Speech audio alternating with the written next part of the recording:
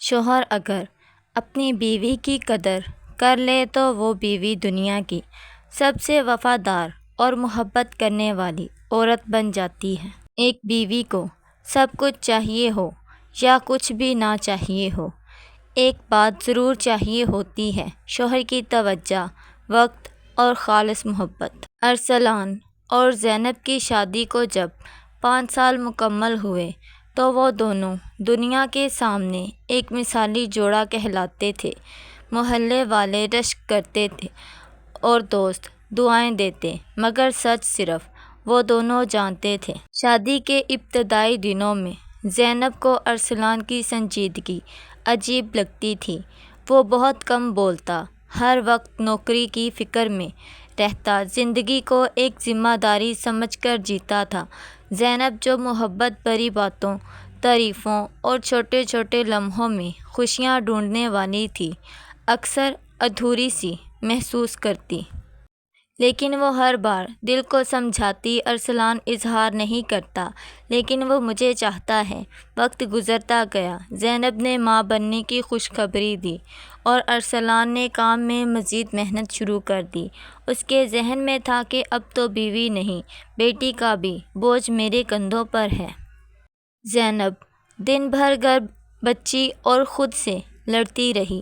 ارسلان رات دیر سے آتا، تھکا ہارا، اور زینب صرف اسے دیکھ کر مسکرا دیتی۔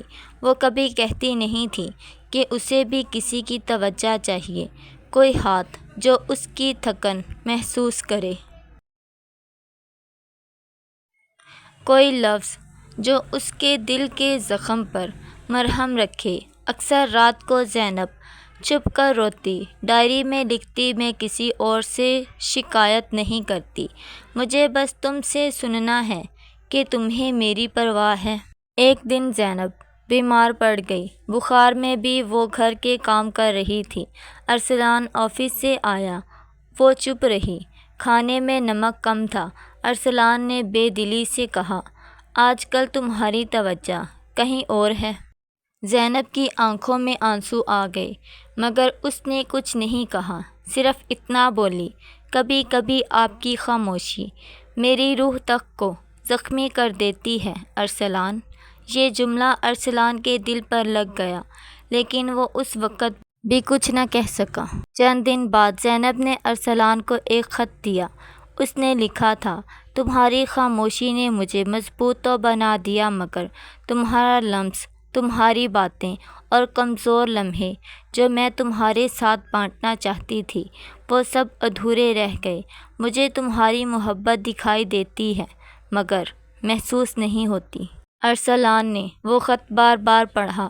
اس رات پہلی بار اس نے زینب کا ہاتھ پکڑا، آنکھوں میں آنکھیں ڈال کر بولا: میں تم سے شرمندہ ہوں زینب، میں نے تمہاری موجودگی کو اپنا سکون سمجھا، مگر کبھی اس سکون کو شکریہ نہیں کہا۔ تمہاری خاموشی ہی میری اصل محبت تھی اور میں اسے سمجھ نہ سکا۔ اس دن کے بعد سب کچھ بدل گیا۔ ارسلان نے زینب کو وقت دینا شروع کیا، ہر چھوٹے موقع کو جشن بنایا۔ زینب نے بھی شکوے دل سے نکال دیے۔ آمنہ روز کہتی: ابو آپ پہلے جیسے نہیں رہے۔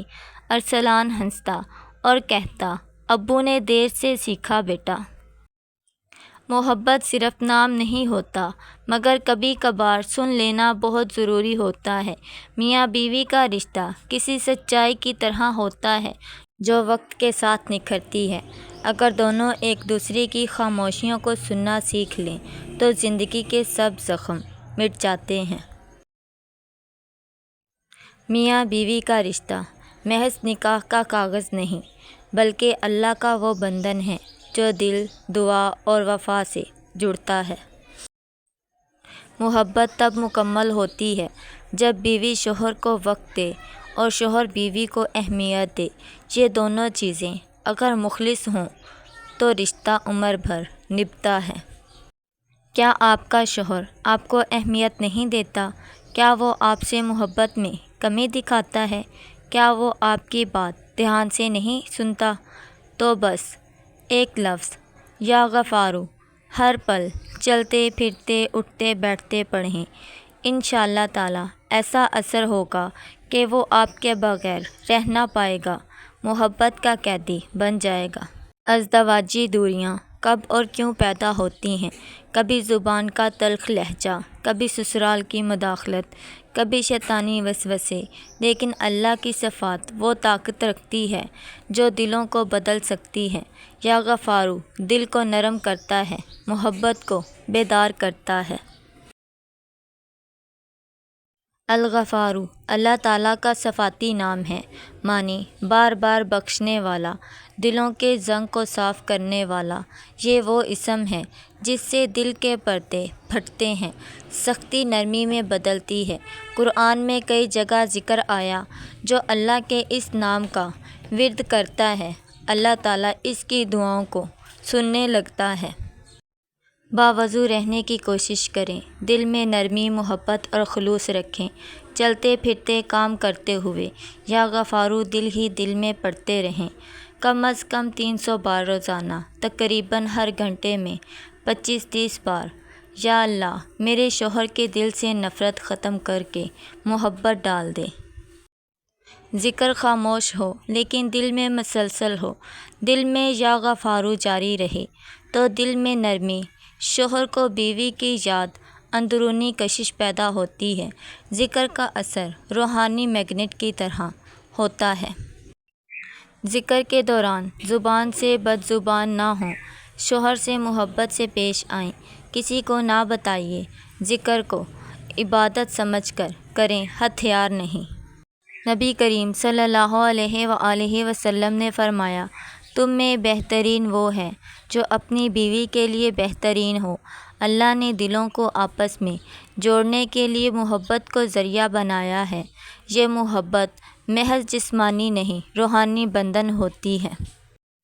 یا غفارو ہر ایسی بیوی کے آنسو دیکھ جو راتوں کو تڑپتی ہے، جو محبت کے لیے ترستی ہے، یا اللہ ان کے شوہروں کے دل میں محبت، نرمی اور بے چینی ڈال دے، آمین یا رب العالمین۔